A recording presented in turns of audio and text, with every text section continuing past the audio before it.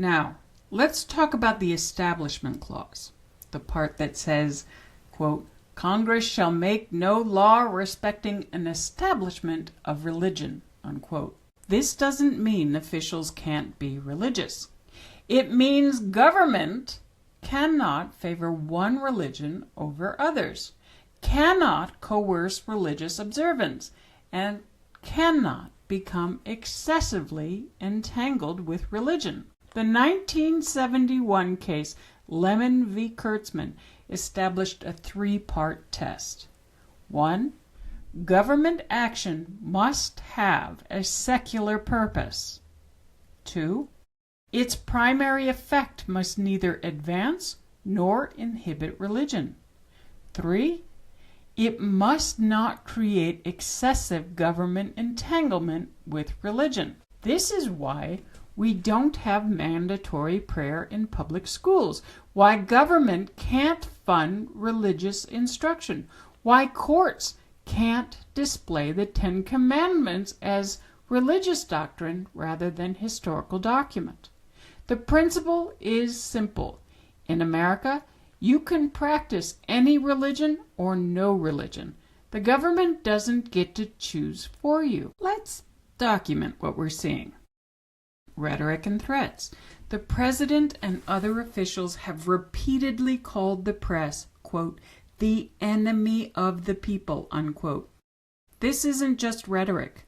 It's dangerous. Enemy of the people has a specific historical meaning. It was used by Stalin to justify persecution of anyone who disagreed with him. It was used during the French Revolution's reign of terror. It's the language of authoritarianism. When you label journalists enemies, you're doing several things. You're delegitimizing factual reporting, encouraging violence against reporters, creating permission for government retaliation, priming the public to accept censorship. And we've seen the violence. Journalists have been attacked at rallies. They've received death threats. News organizations have had to increase security. Officials have threatened to revoke broadcast license from networks that air critical coverage.